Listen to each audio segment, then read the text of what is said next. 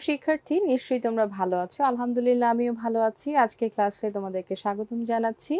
আজকে আমরা ডিজিটাল প্রযুক্তি বিষয়টির শিখন অভিজ্ঞতা 2 থেকে সেশন 5 নিয়ে পড়ব। তো গত সেশনে কিন্তু আমরা সামাজিক যোগাযোগ মাধ্যমগুলো নিয়ে জেনেছিলাম এবং একটি উপস্থিত বক্তৃতা ছিল। নিশ্চয়ই তোমরা বক্তৃতাটি সম্পূর্ণ করেছো এবং তোমাদের স্টেজে সুন্দর করে উপস্থিত বক্তৃতার যে অনুষ্ঠানটি ছিল সেটিও পারফর্ম করেছো। তো আজকে আমরা সেশন 5 যেটি দেখব সেটি হচ্ছে ব্যক্তিগত তথ্য নিরাপত্তায় অতন্দ্র প্রহরী দল। তো আমরা জানি আমাদের ব্যক্তিগত ইনফরমেশনগুলো যেগুলো রয়েছে সেখানে কিন্তু আমরা গত সেশনগুলোতে দেখেছি আমাদের নাম, পাসপোর্ট নম্বর, আমাদের ভোটার আইডি কার্ডের নম্বর, জন্ম নিবন্ধনের নম্বর, নিজেদের ফোন নম্বর, এগুলো কিন্তু আমাদের অতি ব্যক্তিগত তথ্য। এগুলোর নিরাপত্তায় কিন্তু অতন্দ্র প্রহরী দল রয়েছে। সেটা কিভাবে আমরা এটা বিষয়টা রিলেট করছি সেগুলো সবকিছুই আজকে আমরা জানবো।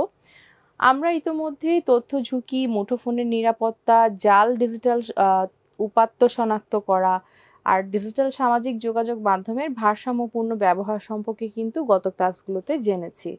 যে বিষয়টি এসব কিছুর সাথে অঙ্গাঙ্গিভাবে জড়িত তা হলো ব্যক্তিগত তথ্যের নিরাপত্তা। সবকিছু বিষয়ে বা যতগুলো বিষয় আমরা পড়েছি সেখানে আমাদের যেই বিষয়টি সবচেয়ে বেশি গুরুত্বপূর্ণ ছিল সেটি হচ্ছে কিভাবে আমি নিজের ইনফরমেশনগুলোকে সেভ করব, নিরাপত্তা দিব। আমরা সবাই পাসপোর্ট সম্পর্কে কিন্তু জানি। কোনো বাংলাদেশি নাগরিক যখন দেশের বাইরে যেতে চান তার পাসপোর্ট কিন্তু থাকতে হয়। একটি পাসপোর্ট পেতে প্রথমে কিছু তথ্য একটি ফর্মে কিন্তু আমাদেরকে জমা দিতে হয়। এই ফর্মে বেশ কিছু তথ্য থাকে যেসব আমাদের একান্ত গোপনীয়। কিভাবে ব্যক্তিগত গোপন তথ্য সুরক্ষিত রাখা যায়, সবাই যদি এই তথ্যগুলো জেনে যায় তাহলে কিন্তু আমাদের কি হবে, প্রতারকেরা এর অপব্যবহার করতে পারে। সো আমাদেরকে জানতে হবে যে এই তথ্যগুলোকে কিভাবে গোপন রাখা যায়, কিভাবে নিরাপত্তা দেয়া যায়। এখন আমরা এই অংশগুলো চিহ্নিত করব। পরের পৃষ্ঠায় সেই ফর্মটির প্রথম 2 পাতা আমরা দেখতে পাচ্ছি। এখন আমরা গোল দাগ দিয়ে চিহ্নিত করব এর মধ্যে কোনগুলো আমাদের অতি ব্যক্তিগত বা ব্যক্তিগত তথ্য। তোমাদের বইতে পৃষ্ঠা নাম্বার 44-এ যেই 44 যে পেজটি রয়েছে সেখানে আমাদের কিন্তু এই ফর্মটি দেয়া আছে। তো আমরা এই ফর্মটা আমাদের বইতেও দেখতে পাচ্ছি এবং আমি তোমাদেরকে দেখাচ্ছি অনলাইন পোর্টালে। আমি যদি একটু দেখাই যে এই ফর্মটি দেখতে কেমন আসলে তোমরা কিন্তু দেখতে পারো।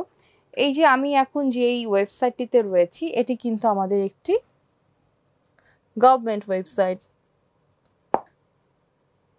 এখান থেকে আমরা কি করতে পারি, পাসপোর্ট নিয়ে আমাদের যাবতীয় তথ্য কিন্তু আমরা এখান থেকে পেতে পারবো। তো আমি পাসপোর্টের যে ফর্মটি সেই ফর্মটি কিন্তু আমি চাচ্ছিলাম। তো এখানে দেখো ই পাসপোর্ট যে ফর্মটি রয়েছে, ই পাসপোর্ট মানে ইলেকট্রনিক পাসপোর্ট, ঠিক আছে। তো ই পাসপোর্টের যেই ফর্মটি রয়েছে সেটি কিন্তু আমরা এখানে দেখতে পাচ্ছি। এই ওয়েবসাইটটিতে আমরা এটি দেখতে পাচ্ছি। এখানে চাইলে আমি এর পিডিএফ ভার্সনটা, মানে যেখানে আর কোনো পরিবর্তন করা যায় না, এখানে যে পিডিএফ ভার্সনটা রয়েছে এটা আমি কিন্তু ডাউনলোড করতে পারবো। এখানে ক্লিক করলে এটা এখন ডাউনলোড শুরু হবে বা দেখাবে। এই ফর্মটার একটা নমুনা কিন্তু নিচে দেওয়া রয়েছে। তো এই ফর্মটার কীরকম সেটা আমরা এখন দেখব। প্লাস এই ফর্মটাকে আমরা চাইলে এখান থেকে ডাউনলোড করতে পারি, প্রিন্ট করতে পারি। দুটো অপশনই কিন্তু আমার জন্য রয়েছে। এই যে কর্নারে দেখো এখানে দেখা যাচ্ছে, আমি একটু এটাকে বড় করে দেখানোর চেষ্টা করছি। এই যে আমরা চাইলে একে প্রিন্ট করতে পারি, চাইলে একে ডাউনলোড করতে পারি, আবার চাইলে একে 2 পেজ ভিউতেও দেখতে পারি। এখন আমার কাছে এই অপশনগুলো রয়েছে। আমি এখন এই প্রত্যেকটা ইনফরমেশন তোমাদের জন্য একটু দেখানোর চেষ্টা করছি। এটা আমাদের বইতে রয়েছে, তোমরা অবশ্যই বই থেকে দেখে নিবে এবং সাথে আমি তোমাদের জন্য একদম ওয়েবসাইট থেকে দেখাচ্ছি যেখান থেকে তোমরা আসলে এটি এক্স্যাক্টলি পাবে। তো এইখানে আমি এই ওয়েবসাইটটিতে যাওয়ার পরে গণপ্রজাতন্ত্রী বাংলাদেশ সরকারের যে ইমিগ্রেশন ও পাসপোর্ট অধিদপ্তর রয়েছে সেখান থেকে আমাদের পাবলিকের জন্য যে ফর্মটি আগে পূরণ করতে হয় সেই ফর্মটির একটি নমুনা দেখতে পাচ্ছি। এটা আমাদের বইতেও রয়েছে, পৃষ্ঠা নাম্বার 44-এ রয়েছে। তো আমাদের যেটা কাজ ছিল সেটা হচ্ছে এই যে ইনফরমেশনগুলো, এখানে আমাদের অনেক ইনফরমেশন দিতে হবে। সেখান থেকে আমার ব্যক্তিগত তথ্য কোনগুলো সেগুলোকে আমাকে সার্কেল করতে হবে। তো এখানে আমি আমার ইনফরমেশনের জন্য অলরেডি সিরিয়াল নাম্বার দিয়ে কিন্তু ইনফরমেশন দেওয়ার জন্য বিভিন্ন ঘর দেখতে পাচ্ছি। সো এখানে প্রথমেই রয়েছে অনলাইন রেজিস্ট্রেশন, অনলাইন পেমেন্ট, এগুলো সবই পেমেন্টের বিষয়। আমি এখন এখান থেকে যদি শুরু করি, আগে যদি আমার কোনো পাসপোর্ট থেকে থাকে, প্রিভিয়াস পাসপোর্ট নাম্বার, পূর্ববর্তী পাসপোর্ট যদি আমার থেকে থাকে সেটির নাম্বার। তো এটা কি তোমার জন্য মনে হচ্ছে যে এটা এই তথ্যটা খুবই ব্যক্তিগত? যদি মনে হয় তাহলে আমরা এখানে এই 9 নাম্বারটিকে আমরা সার্কেল করব। তারপর হচ্ছে ডেট অফ এক্সপায়ারি, মেয়াদ উত্তীর্ণ হয়ে গেলে এটা কবে মেয়াদ উত্তীর্ণ হয়ে গেছে সেটা দিতে হবে। ডেট অফ ইস্যু, আগে এগুলো এই সেকশনটা পুরোটাই আগে যদি তার কোনো পাসপোর্ট থেকে থাকে সেই জন্য দেওয়া হচ্ছে। তারপর আছে রিজন ফর রিইস্যু, আমরা যে রিইস্যু করছি এটার কারণ কি, এটাও কিন্তু আমরা এখানে দিব।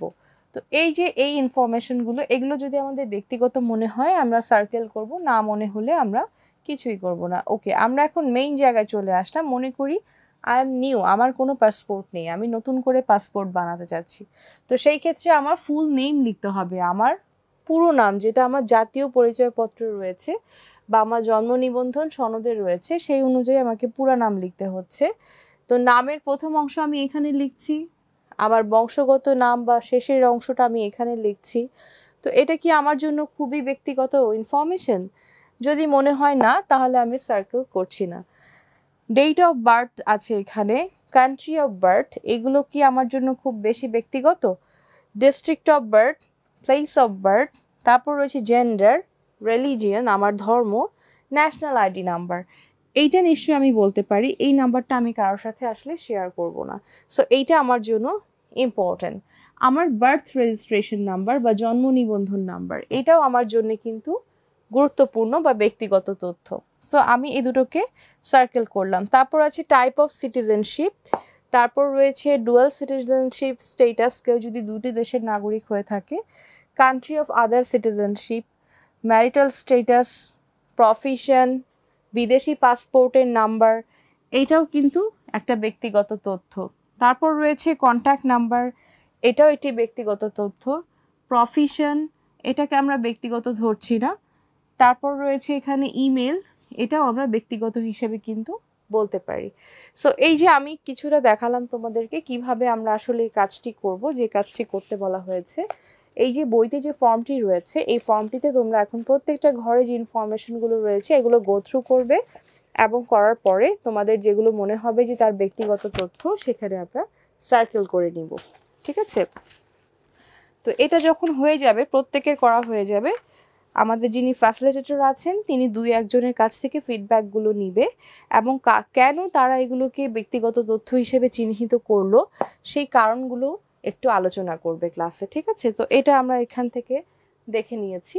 সো আমাদের ওয়েবসাইট নিশ্চয়ই তোমরা এখন চাইলেই ভিজিট করতে পারবে। গুগলে গিয়ে আমরা যদি অ্যাড্রেসটা লিখি ই পাসপোর্ট ফর্ম, বাংলাদেশের ই পাসপোর্ট ফর্ম নিয়ে যদি তুমি জানতে চাও তুমি কিন্তু এটা পেয়ে যাবে এবং এখানে সঙ্গে সঙ্গে ডাউনলোড, প্রিন্ট এই অপশনগুলোও কিন্তু রয়েছে। সো আমরা গুগল পেজটাকে এখন রাখছি, আমরা আবার পড়ায় ব্যাক করছি। কিছুক্ষণ পরে আমরা আবার ব্রাউজ করব। এভাবে আমরা আস্তে আস্তে ব্রাউজিং শিখব। আমাদের কাজটা যদি শেষ হয়ে যায় আমরা নেক্সট পড়াতে চলে যাচ্ছি। এখন আমরা চিন্তা করে দেখি আমরা কি চাই আমাদের ব্যক্তিগত তথ্য অনলাইনে ছড়িয়ে যাক? অবশ্যই না। আমাদের পরিবারেরও কারো ব্যক্তিগত তথ্য ছড়িয়ে দিতে দেয়া যাবে না। কাজেই আমরা এসব ব্যাপারে খুব সচেতন থাকব। অনলাইনে এসব ফাঁস হয় কিভাবে? তোমরা কি জানো কিভাবে ফাঁস হয়? কেউ কেউ জানো। অনলাইনে যখন বিভিন্ন ওয়েবসাইট বা অ্যাপে যাই তখন সেখানে কিন্তু আমাদের উপস্থিতির একটা চিহ্ন রেখে আসি।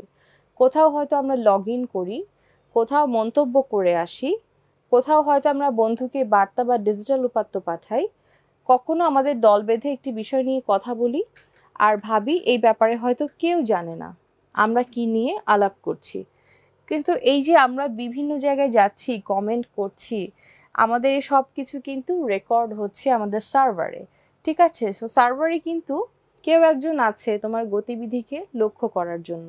সো তুমি যদি মনে করো যে তুমি এখন অনলাইনে যা কিছু করছো সব কিছুই গোপন, এরকম কিন্তু বিষয়টি নয়। সো আমরা যখন কোনো সাইবার ক্রাইমের জন্য আমরা কোনো ক্রিমিনালকে কেসে যাই বা ধরতে যাই, তখন কিন্তু দেখা যায় যে তার রেকর্ড ঘেঁটে কিন্তু এগুলো ইনফরমেশনগুলো তারা খুব সহজেই বের করে ফেলতে পারে। সো এই যে আমরা বিভিন্ন জায়গায় যে আমাদের যে উপস্থিতি চিহ্নগুলো রেখে আসি, এই বিষয়টিকে বলা হয় হচ্ছে ডিজিটাল ফুটপ্রিন্ট। আমরা জানি ফুটপ্রিন্ট বলতে আমরা পায়ের ছাপ বুঝি, তো ডিজিটাল ফুটপ্রিন্ট বলতে আমরা যখন বিভিন্ন ওয়েবসাইটে বা আমাদের সামাজিক যোগাযোগ মাধ্যম বা যে কোনো কিছুতে আমরা ভিজিট করছি, সেখানে আমরা যে আমাদের উপস্থিতি চিহ্নগুলো রেখে আসি সেটাকে আমরা ডিজিটাল ফুটপ্রিন্ট হিসেবে চিন্তা করছি। তো আবার পড়ায় যাচ্ছি, এটি ভীষণ ভুল ধারণা। ওই যে তুমি যদি ভেবে থাকো যে তোমাকে আসলে তোমার গতিবিধি দেখার জন্য এখানে কেউ নেই, এটি আসলে ভুল ধারণা। আমরা ডিজিটাল মাধ্যমে যখন যাই করি না কেন, তার হিসাব সব সময়ই থাকে। শুধু তাই নয়, অনেক সময় দেশের আইনে কোনো ওয়েবসাইট বা অ্যাপে ব্যবহারকারীদের ডিজিটাল কর্মকাণ্ডের ইতিহাস সংরক্ষণ করে রাখার কথা বলা হয়ে থাকে, যাতে কোনো অঘটন ঘটলে কি হয় তদন্ত করে দোষী ব্যক্তিদের চিহ্নিত করা যায়। ডিজিটাল জগতে আমাদের উপস্থিতি ও কার্যক্রমের ইতিহাসকে বলা হয় ডিজিটাল ফুটপ্রিন্ট, যেটা আমি আগেই বলে নিয়েছি। আমাদের সবসময় মনে রাখতে হবে ডিজিটাল মাধ্যমে এমন কিছু করব না যেটির কারণে আমাদের ভবিষ্যতে ভীষণ লজ্জায় পড়তে হয় অথবা থানা পুলিশ পর্যন্ত যেতে হয়। কারণ ডিজিটাল ফুটপ্রিন্ট কখনোই মুছে যায় না। আগের শ্রেণীতে আমরা কিশোর বাতায়নে আমাদের অ্যাকাউন্ট খুলেছিলাম, এখন আমরা কিশোর বাতায়নে গিয়ে ডিজিটাল লিটারেসির একটা কোর্স শুরু করব। পরবর্তীতে আমরা কিন্তু বাসায় বসেই এই কোর্সটা করতে পারবো।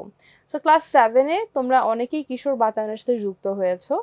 যারা হওনি, আজকে আমরা আবার দেখাবো কি করে যুক্ত হতে হবে। টেনশনের কোনো কিছু নেই।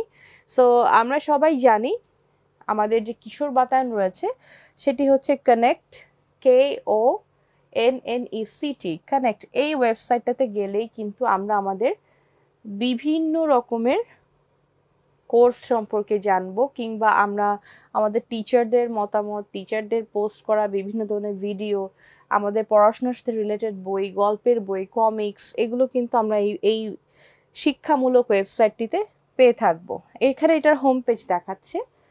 এরপরে আমরা দেখি এখানে যে জীবন দক্ষতা অপশনটি রয়েছে, সেখানে গেলে কিন্তু আমরা বিভিন্ন আমাদের যে বিষয়গুলো রয়েছে সেগুলো থেকে আমরা কিন্তু মেনু সিলেক্ট করার পরে আমাদের কোর্সগুলো সম্পর্কে জানতে পারবো। তো ডিজিটাল লিটারেসি নিয়ে যে কোর্সগুলো রয়েছে সেগুলোতে তোমাদের জোরদার করা হয়েছে। এই কোর্সগুলো তোমাদেরকে বাসায় বসে ইন্টারনেট ব্যবহার করে, আর বাসায় যদি তোমাদের ইন্টারনেটের ব্যবহারের কোনো মাধ্যম না থাকে তাহলে তোমাদের স্কুলেই কিন্তু নেটের ব্যবহার নিশ্চিত করে এই ডিজিটাল লিটারেসি বিষয়ক যে কোর্সগুলো রয়েছে সেগুলো সম্পাদন করতে হবে। ঠিক আছে? সো আমরা যে এই কোর্সগুলো করছি, এখানে কিন্তু এই কোর্সগুলো সম্পর্কে এই যে ভিডিও অথবা কন্টেন্ট আপলোড করে দেওয়া আছে, এগুলো দেখার পর আমি কিন্তু এখান থেকে রিভিউ দেখতে পারি। রিভিউ বলতে বোঝাচ্ছি এই যে আমার জন্য যে কন্টেন্টটা তৈরি করা হয়েছে এটি আসলে আমাদের যারা দেখছে, এগুলো যে পরীক্ষিত হচ্ছে বা এগুলোতে যে প্রতিদিন রিভিউ করছে মানুষ, দেখছে ভিউয়ার্স, তারা আসলে কি ধরনের মন্তব্য বা এটাকে কি ধরনের রেটিংস দিচ্ছে। আমরা বলি না রেটিংস, যেমন আমরা যখন এখন উবারে যখন আমরা এক জায়গা থেকে অন্য জায়গায় যাই, আমাদের ড্রাইভার যিনি আছেন বা রাইডার যিনি আছেন তাকে রেটিংস করতে হয়, বা আমরা খাবার যখন ফুড পান্ডা থেকে নিয়ে আসি তাদের সার্ভিসটার রেটিংস করতে হয়। তো আমরা রেটিংস সম্পর্কে কিন্তু এখন জানি যে আমরা কিন্তু তাদেরকে স্টার দিচ্ছি। তোমাদেরও রেটিংস করা হচ্ছে, যখন তোমরা বিভিন্ন ধরনের প্রেজেন্টেশন দিচ্ছ তোমরাও কিন্তু রেটিংসের মধ্যে চলে আসছো। তোমাদের রেটিংসটা হয় সার্কেল, ট্রায়াঙ্গেল, স্কোয়ার দিয়ে। সো একইভাবে এখানেও আমরা কিন্তু এক একটা ওয়েবসাইটের রেটিংস সম্পর্কে জানতে পারি। তো একইভাবে আমরা যে এখানে আমাদের যে ওয়েবসাইটটি রয়েছে সেখানে কিন্তু আমরা রিভিউগুলো দেখি।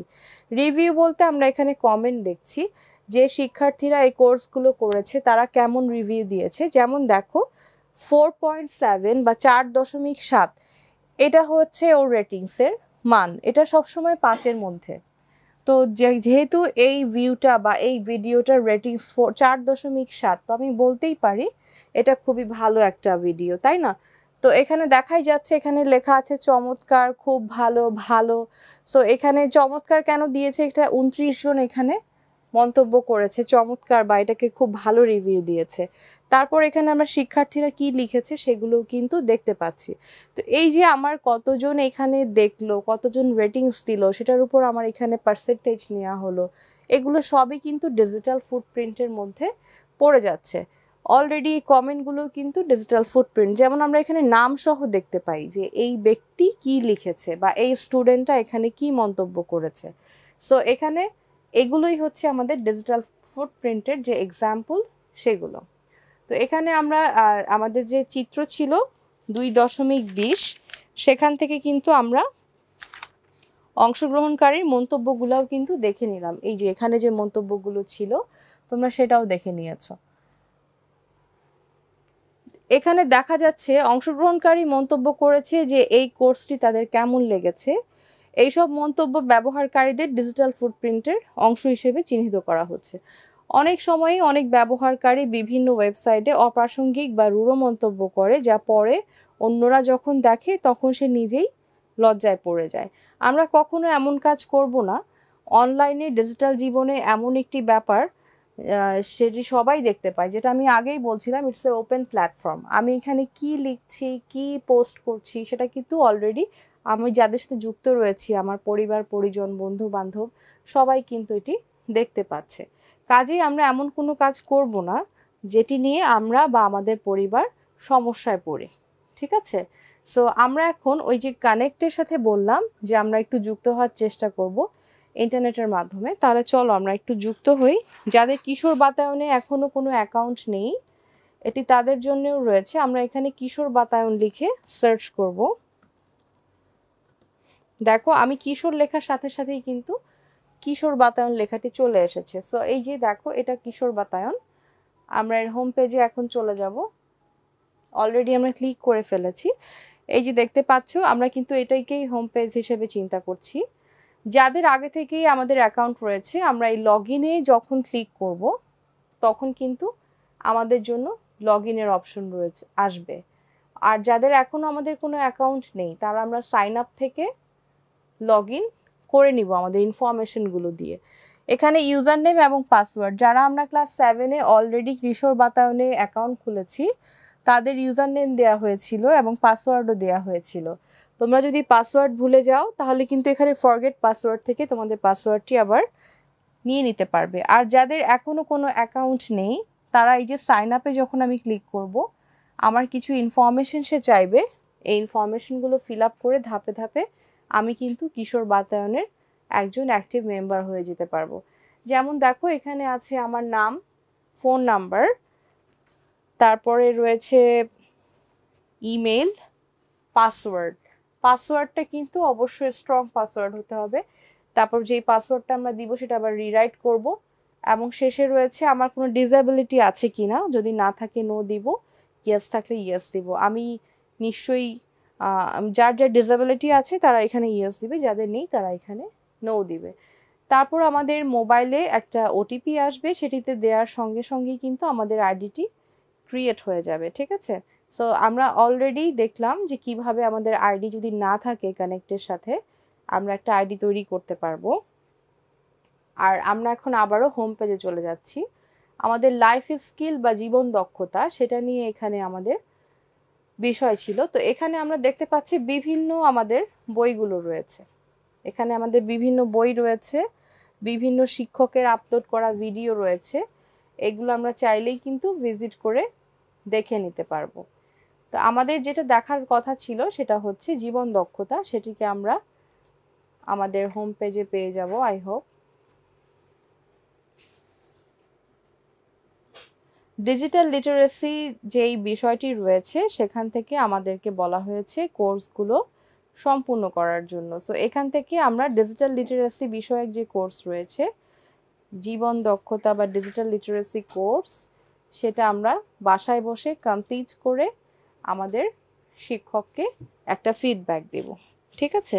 এবং এখানে দেখো প্রত্যেকটা বিষয়ের গ্রাফিক্স ডিজাইন নিয়ে কেউ জানতে পারি, মাইক্রোসফট অফিস নিয়ে জানতে পারি, তাই না? অনেক আমরা চাইলে রান্নাও শিখতে পারি, প্রোগ্রামিং শিখতে পারি, সো অনেক কোড সম্পর্কে জানতে পারি। যারা এখানে কম্পিউটারের যেই বিষয়গুলো সবসময় আমাদের জানা দরকার সেই বিষয়গুলো কিন্তু এখানে রয়েছে, সেগুলো তোমরা এখান থেকে কোর্স করে খুব ইজিলি কিন্তু শিখে নিতে পারবে। ঠিক আছে?